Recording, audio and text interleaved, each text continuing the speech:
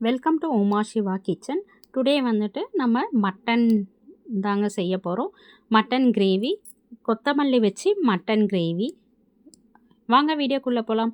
அதுக்கு ஒரு ஸ்பூன் மிளகு எடுத்துக்கோங்க, ஒரு ஸ்பூன் சீரகம், ஒரு ஸ்பூன் கசகசா, ஒரு ஸ்பூன் சோம்பு, கொஞ்சமாக கருவேப்பிலை, கொத்தமல்லி, அப்புறம் 2 பட்டை, 2 லவங்கம், 2 ஏலக்காய், இஞ்சி ஒரு சின்ன துண்டு, பூண்டு ஒரு 4லேருந்து 5.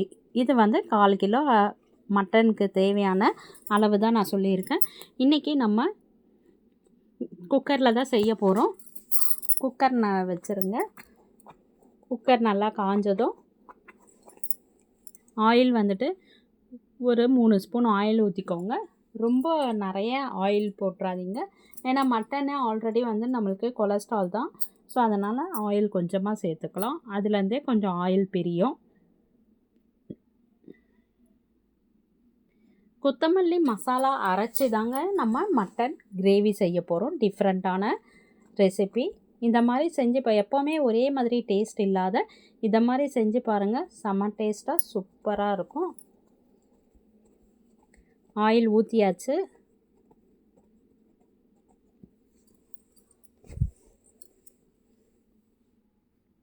ஆயில் நல்லா காஞ்சதும் இதுக்கு கிரேவிக்கு வந்துட்டு வெங்காயம் வந்துட்டு நான் ஒரு 4 வெங்காயம், மீடியம் சைஸ் வெங்காயம் எடுத்திருக்கேன்.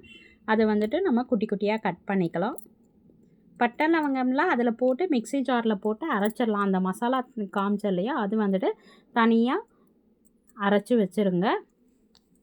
எதுவும் வதக்க தேவையில்லை, அப்படியே நீங்கள் வந்துட்டு பேஸ்ட்டு மாதிரி தண்ணி ஊற்றி அரைச்சி வச்சுருங்க. இப்போ வெங்காயம் வந்துட்டு ஒரு 4 வெங்காயம் போட்டிருக்கேன். அது குட்டி குட்டியாக கட் பண்ணி நல்லா ஃப்ரை பண்ணிக்கோங்க. நல்லா வந்துட்டு ஒரு ப்ரௌன் கலரில் வரணும், அந்த அளவுக்கு நம்ம ஃப்ரை பண்ணணும். வெங்காயம் நல்லா வதங்கினா தான் நம்மளுக்கு வந்துட்டு டேஸ்ட்டு சூப்பராக இருக்கும். ஸோ அதனால் நல்லா வதக்கி கொடுங்க. கலந்து விட்டுக்கிட்டே இருங்க, அடி பிடிச்சிடக்கூடாது.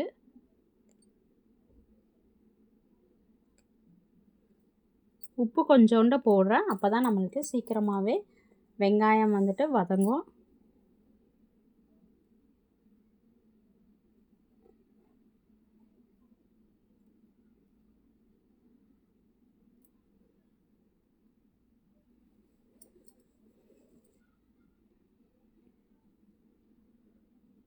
நல்லா வதக்கி கொடுங்க.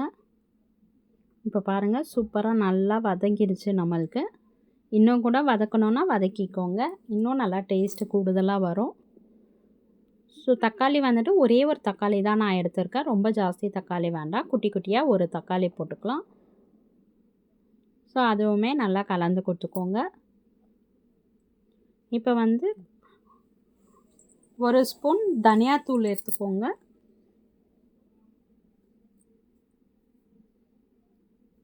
மிளகாத்தூள் வந்துட்டு வீட்டில் அரைச்ச மிளகாத்தூள் தான் நான் போட போகிறேன். ஸோ தனியாக குழம்புக்கு யூஸ் பண்ணுவோம் இல்லையா, அந்த மிளகாத்தூள் தான் நம்ம யூஸ் பண்ண போகிறோம். அது வந்துட்டு ஒரு 1½ ஸ்பூன் போட்டுக்கோங்க.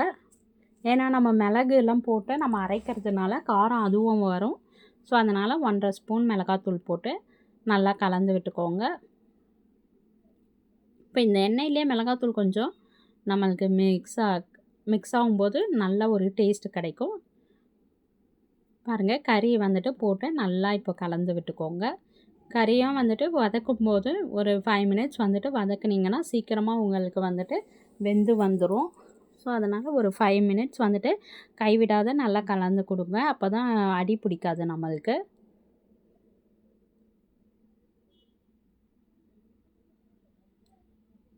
இப்போ பாருங்கள், நம்ம வந்துட்டு அரைச்சி வச்சுருக்கிற பேஸ்ட்டு அதை வந்துட்டு போட்டுடலாம், மசாலாவை. நல்லா வேணும்னா இன்னும் கொஞ்சம் கூட நம்ம கொத்தமல்லி வந்துட்டு சேர்த்துக்கலாம். நான் கொஞ்சமாக தான் கொத்தமல்லி போட்டிருக்கேன். உங்களுக்கு வேணும்னாக்கா இன்னும் கூட சேர்த்துக்கலாம், நல்லா டேஸ்ட்டு கொடுக்கும் நம்மளுக்கு.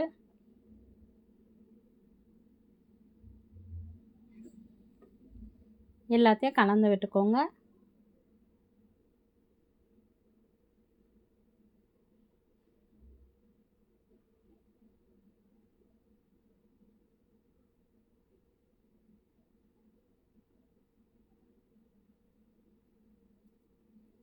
பாருங்கள் நல்லா வதங்கிடுச்சு நம்மளுக்கு. இதுலேயே வந்துட்டு நம்மளுக்கு நல்லா கொஞ்சம் வெந்துடும். ஸோ நம்ம குக்கரில் விசில் போடும்போது நல்லாவே பஞ்சு மாதிரி கறி சூப்பராக வந்துடும். அடி பிடிக்கக்கூடாது, அதனால தான் நம்ம இது மாதிரி பிடிச்சிட்டு நல்லா கலந்து விடுறோம்.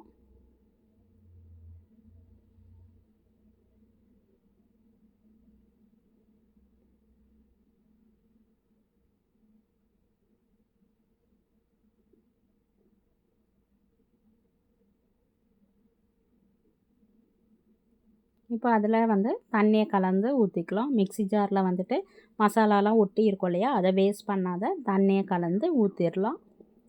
கொஞ்சமாக தண்ணி ஊற்றிக்கோங்க. உப்பு காரம்லாம் கரெக்டாக இருக்கான்னு செக் பண்ணிக்கோங்க. செக் பண்ணிவிட்டு தண்ணி வந்துட்டு அந்த கறியோட கொஞ்சம் மேலே இருக்கிற மாதிரி தண்ணி வச்சுக்கோங்க.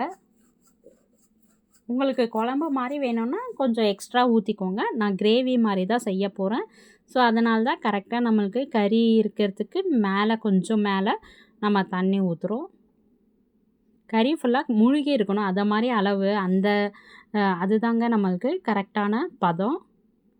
ஸோ தண்ணி ஊற்றிட்டு குக்கர் விசில் போட்டுடலாம். நம்ம மூடி வச்சுட்டு விசில் வந்துட்டு ஒரு 4லேருந்து 5 விசில் விடுங்க. சூப்பராக நம்மளுக்கு வந்துட்டு மட்டன் குழம்பு ரெடி ஆகிடும். மட்டன் கிரேவி, சூப்பரான மட்டன் கிரேவி ரெடி ஆகிடும். இப்போ பாருங்கள் நம்மளுக்கு மட்டன் கிரேவி சூப்பராக ரெடி ஆயிடுச்சு. இந்த வீடியோ பிடிச்சிருந்ததுன்னா லைக் பண்ணுங்கள், ஷேர் பண்ணுங்கள், சப்ஸ்கிரைப் பண்ணிக்கோங்க. நீங்களும் வீட்டில் செஞ்சு பார்த்துட்டு கமெண்ட் பண்ணுங்கள்.